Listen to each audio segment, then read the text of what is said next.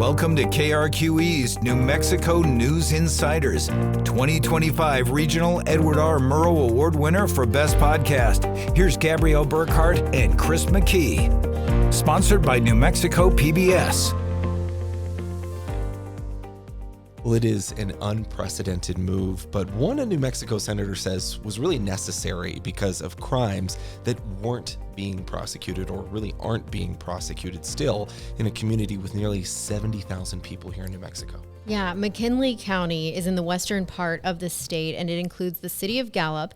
And the elected district attorney there, Bernadine Martin, she's been the subject of headlines lately for what her office is not doing and the actions that government officials are now taking in response. So my investigative colleague, Ann Pierret, joins us again. She's been covering this story. Thanks for being here to tell us what's been happening in Gallup, New Mexico. Happy to be here. Yeah, this story is, it was eye-opening to really watch, and I'm glad that you were able to really, I think, lay out a lot of the different players and how they're affected in this. The first question I wanted to ask you, it's a question journalists often get, though, from people when we talk about news stories. How did you first hear about this, and why did you start looking into the DA's office in Gallup? Yeah, so like with a lot of the stories that we work on, it was a tip from someone. Somebody reached out, really concerned, in a very detailed email. He had been in court and he witnessed continuance after continuance with cases and was just confused and frustrated. And he could tell that the defense attorney was frustrated, and he saw that the prosecution really wasn't prepared. He just was like, something is not right here. So he reached out to me and we started talking about it.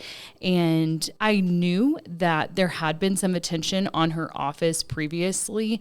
The attorney general had to take one of her cases because there was some issue with like just her not having time with it or not being able to like follow through with it, something of this sort. So I was aware something was going on, but it really, took shape, really kind of blew up, I guess you can say, when this senator stepped in a little later. Yeah, you ran a couple of stories on this topic already. We can link to those in our show notes if anyone wants to watch them. I encourage you to do so. But tell us first, what is this unprecedented move that's happening here in Gallup?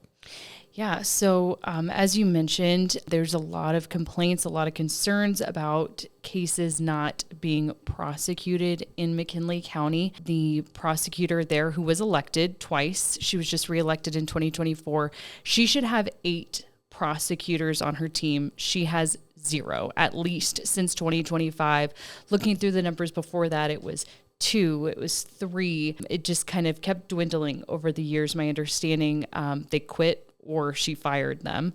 So the frustration became, well, what can we do about this? Because there have been a lot of complaints and a lot of concerns over public safety. So State Senator George Munoz, who is the state senator in that area, he also is head of the Legislative Finance Committee, looked for about a year on what can we do and decided that he would defund her office. This has never been done before. In the budget bill for this year, he left her salary in there so she could pay herself and her benefits and all of that, but took the rest of her money and moved it into the San Juan County, the neighboring district attorney's office's budget. So the San Juan County DA is now in charge of dishing out her money, handing out her money, the purse strings, if you will. Yeah. It's extraordinary if you think about that, right? They created these district attorneys to do the work in, and essentially what they're saying is they've been so ineffective in doing their job, let's give it to another place that can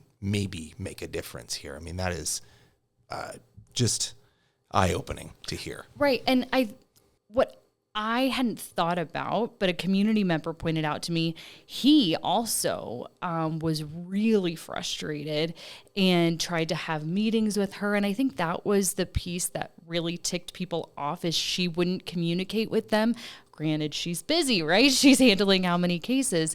But so he started looking into this and thought, well, she's an elected official, right? Can we do a recall?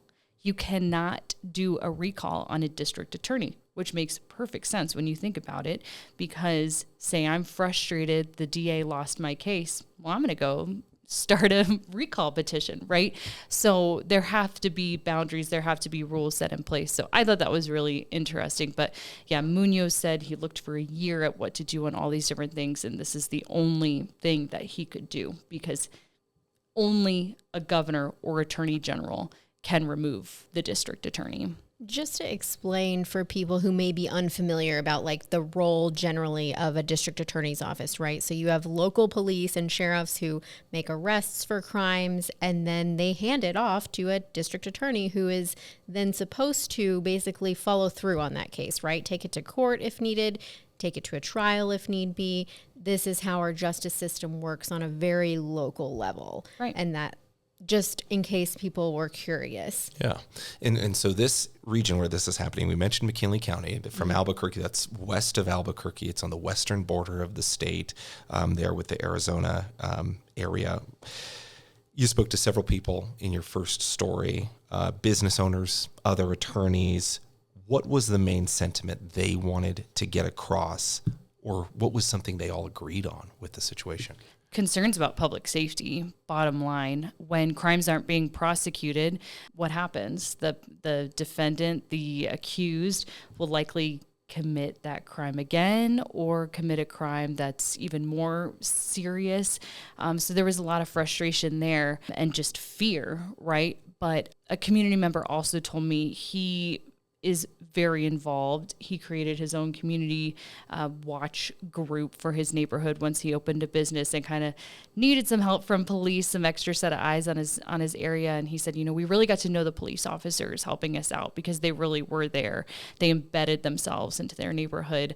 And he said they were just frustrated. And like, you could just tell the defeat, right? And he's like, they shouldn't feel that way. It's like, what they say, like when you're going upstream, right, is what he said it felt like they keep going, and then they're falling backwards because they're doing all these arrests, they're achieving something, and then it's just taken away from them. And the McKinley County Sheriff admitted as well, it really does take a hit on morale. It's very difficult. I mean, the guy put it into his own context, right? And I think we all could. He's like, say I spend all day, he's a pizza owner. He's like, say I spend all day making this beautiful pizza for you. I put it in front of you and you just kind of like push it onto the floor, or you're like, no, thanks. Mm-hmm. Like, it's just, man, why keep doing the job? So, and it is a thankless job already, but when you're trying to put these people behind bars, and really make a difference, it's at a different level there. Yeah, and I think your point that you made there about the pizza, it really kind of helps spell out why this is such a problem for the community and the law enforcement in that community when they don't see criminal cases being followed through with. But, what is, I guess, the ripple effect, right? They see the police arrest somebody, but then it goes into prosecution, like Gabby mentioned. They're supposed to sort of pick up the torch from there. What's the ripple effect when they can't pick up the torch?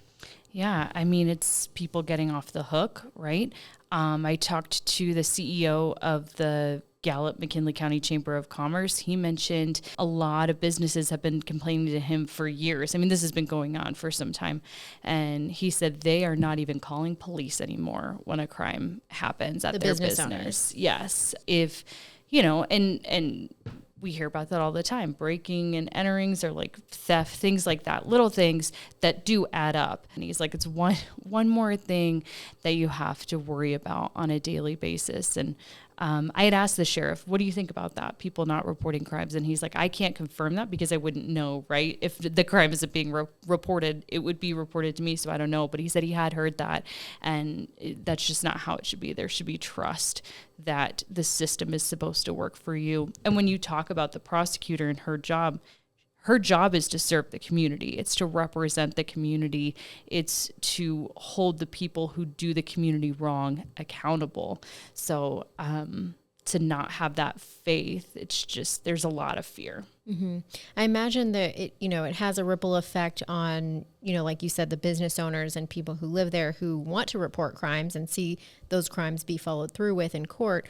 But I'm assuming it also has a ripple effect on the people committing the crimes. Right. Did you hear anything about that? I did, and we couldn't include this piece in the story, but the senator said in talking to community or city officials in Gallup, at least, that there were conversations apparently among criminals like, well, we can go, why not go there? Why not, set up shop in Gallup or somewhere in McKinley County, right? Because we're not going to get in any trouble. And that was actually a lot of the comments from the community on social media, like, looks like it's open season in Gallup in the whole McKinley County area. So also not a great message. Wasn't the point of the story to invite everybody out there, but sure. Yeah. But it's something that people pay attention to and something that's a real, obviously, thing that is being discussed even in the community. Right. Yeah. Right. Yeah. Real ripple effects. So the McKinley County District Attorney, she is, as we mentioned, an elected official. People voted for her to be in this position and prosecute crimes within her community. But one thing that struck me in your report is that, DA Bernadine Martin should have 8 prosecutors helping her do that job, pick up those torches and follow through with caseloads and such. But since at least the beginning of 2025, she's had 0 prosecutors. Why is this? And is it even possible, from what you've learned, to do this job alone? It appears it's not. I think we're learning it's not because the job just isn't being done, right? And reason for why there aren't other prosecutors, what I've heard is she has fired them. They have quit. It's apparently just a very hostile work environment. Senator Munoz actually gave me a list of issues that employees had disclosed to him. And they included things like the DA questioning somebody's health issue, not paying overtime, fixing people's time cards so that there wasn't overtime in there, yelling at people, belittling people. It just sounds horrible and just really uncomfortable for people, really toxic, and people were done, and so a lot of them left and could go on and do other jobs, right? So that would be the reason, right, why there were no attorneys. But to answer just the rest of your question, yeah, we're learning it's really not possible. One thing the defense attorney pointed out to me is you can't be in 3 places at once. And there are 3 judges in the district court, which is the more serious crimes, right? Felonies, yeah. Yes. And they all have what are called like trailing dockets. So, and they all hold court at the same time. So typically you've got, 8 to maybe 12, cases being called all at 8:30, all at 10, all at 1:30, all at 3, something like that.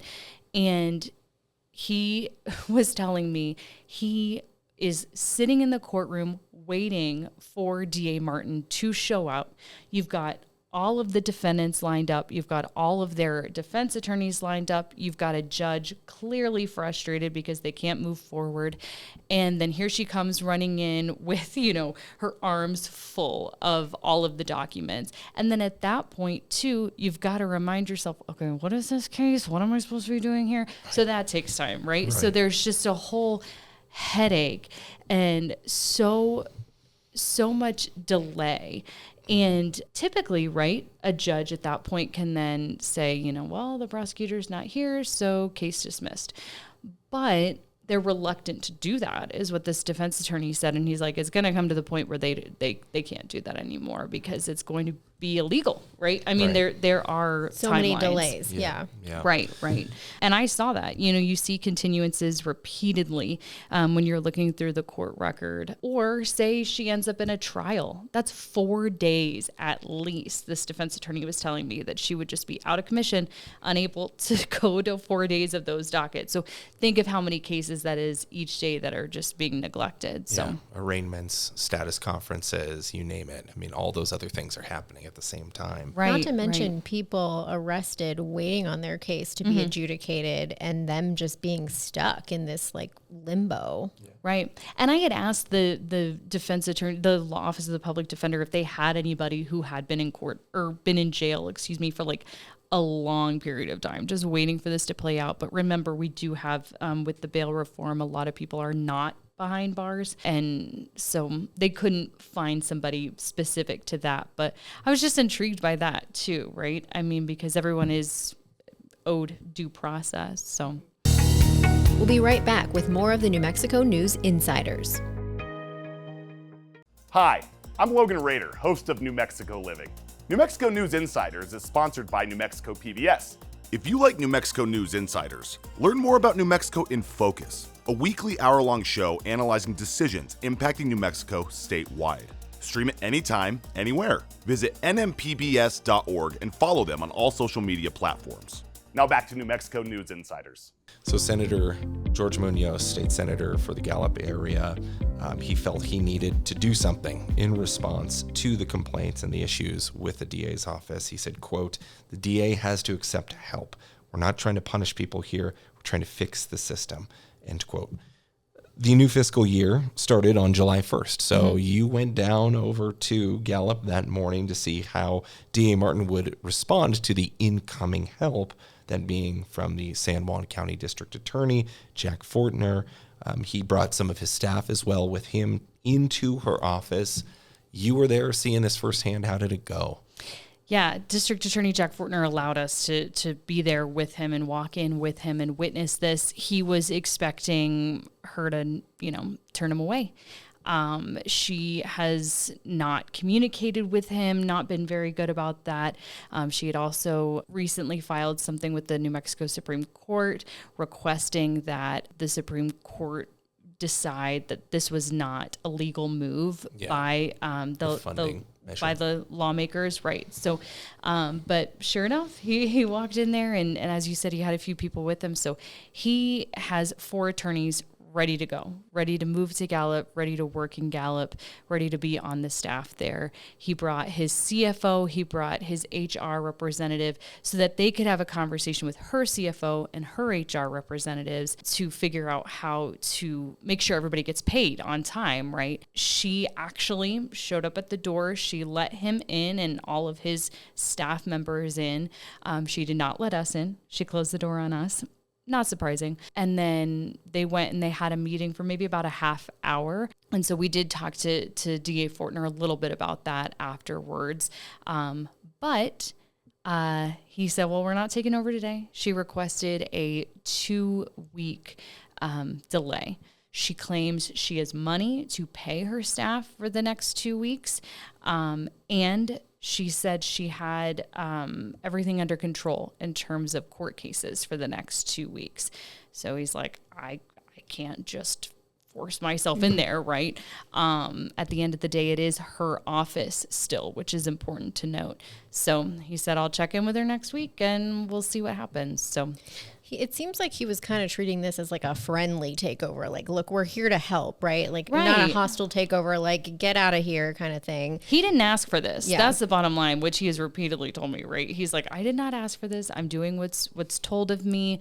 This is what the lawmakers decided, so I have to go along with it. And he said he's told her that too, which is interesting because when you look at their correspondence via email, she accused him of a coup, and she thinks that he has something to do with this.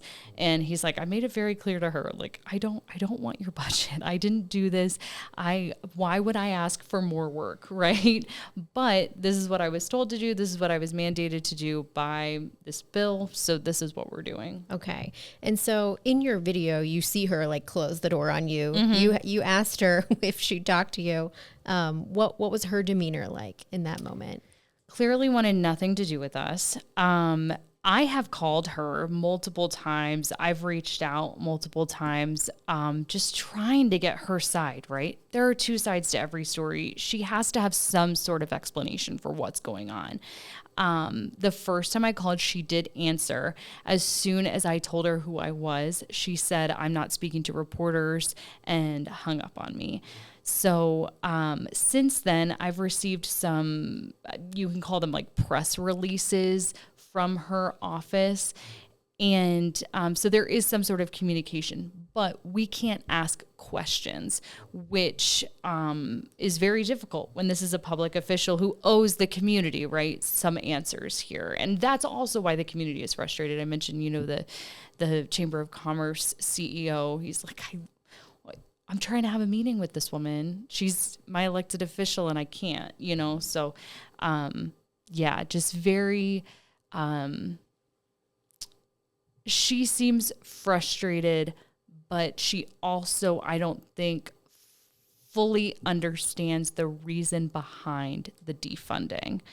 And I say that because all of the press releases, the letters that have come out are saying, like, you're taking this money away from this poor community that has a crime problem. And she's even gone so far as to say, like, I'm, the first Navajo woman in this position, like kind of insinuating this is a racist move. And as Fortner has explained to me and tried, he said, to explain to her, like, the money is not being taken away from you guys entirely. It's just that I'm in charge of it now. She's just not in charge of the budget anymore. Right. You're not in control. I'm in control. We're still going to prosecute crimes here, but you have to work with us. And that's important to note too. By statute, she's the only one who can assign cases. So they have to work together. Mm-hmm. Wow. He can't help her unless she accepts the help. Right, yep. Right. And so as of right now, they're on that 2-week delay. She was waiting for the New Mexico Supreme Court to make a decision on her petition to them. They did make that decision. They denied her petition. So you'd think, okay, we'll move forward. And then she filed a lawsuit in district court. Right. And what is the status of that lawsuit yet? Has it even had a first hearing yet? Okay. Nothing. I check the doc. I check the case every day. Mm-hmm. And it just literally the only entry in there right now is the actual complaint or the document. Yeah. So. And you mentioned her Supreme Court petition was denied, so that is just sort of a dead end avenue at this point. Right. Okay. Which was an interesting thing because, she went to the state's highest court, right, petitioning the justices to weigh in on whether the legislature and the governor could have the right to do this, have the right to defund her. She told Fortner basically, hold off. I have funds to last me 2 weeks to kind of buy her more time. We didn't think in the newsroom that the Supreme Court would come up with a decision that quickly, right? That was surprising. And the Supreme Court was like, no, like this is legal. Do you know where the 2-week funding came from that she has? That's a question I've been trying to get answered. I cannot figure that out at this moment. We know, as I mentioned earlier, lawmakers did give her a budget, but the budget was just for her salary. In talking to a few people, the question is, does she know that that's for her salary? Or does she think that that's a little bit of money to get, that maybe she can use right now? So she could be using that money. She could have some money left over potentially right from this past year. I don't know. I have no idea. I can't get answers. There's also a way to get emergency funding, but I can't. No one will give me any answers on that yet. And obviously I can't get an answer from her either. Got it. Okay. So Governor Michelle Lujan Grisham has also got involved. She asked the Attorney General, Raul Torres, to investigate whether Martin's conduct amounts to gross incompetence. AG Torres' office says it is investigating. Any idea of a timeline for that investigation or what could happen next? Like theoretically, could DA Martin be removed from her position? She could be, right? Depending on how that investigation plays out. The Attorney General's office has told me she's owed due process. So we are going to do everything by the book, right here as always. But so this could take some time. And I think that's what is also kind of throwing things in limbo because, well, July 1st has already come. So you like, is Fortner going to step in here? What's the situation here? I do know investigators from the Attorney General's office have been on the ground there, have been speaking with her, have been, that investigation is moving forward. So as you mentioned, the governor sends a letter to the Attorney General requesting to open an investigation. He then let Martin know this investigation is happening. We will not be done by July 1 when you lose your funding. So he suggested to her, you can request emergency funding to kind of get you through this time period. I can't get an answer on if that if she made that request, if that is emergency funding that she's using. But I thought that was interesting too, right? They're trying to also just, what can we do here? How can we just keep this afloat to where prosecution is still happening? We'll be right back with more on New Mexico News Insiders.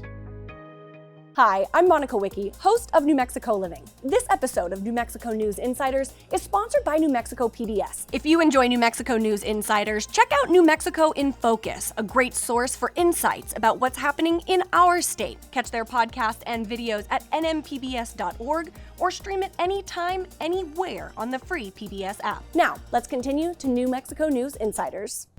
You mentioned earlier that, aside from failing to prosecute crimes, that you had heard from Senator Munoz that people from the office who used to work there have complained about the workplace. And you told us a little bit about some of those complaints, but I'm wondering, have you had a chance to hear from former staffers? And I also wonder, too, hearing those complaints and also hearing the fact that these new attorneys are going to have to come in from a new district to still work in said workplace. I wonder, just perhaps there's just too much to speculate. It hasn't happened yet.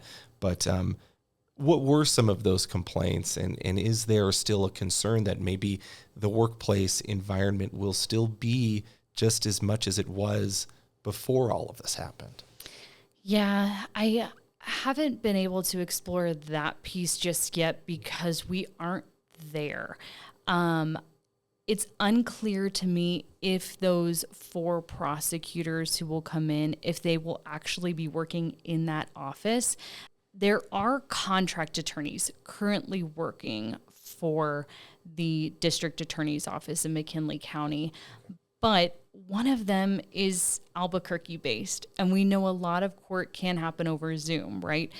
There are several cases, though, where they do want you in person. So my understanding is those contract attorneys aren't exactly like in the office every day. So I don't know if these new attorneys who would be on the payroll and would be considered actual staff members of the McKinley County DA's office, if they would be in there. I can tell you, I have connected with people who both work in that office and previously worked in that office, quit for these reasons, just to confirm what Munoz had told me and to kind of get a better understanding of what's going on in there. The thing I keep hearing that is the hardest is the toxic work environment.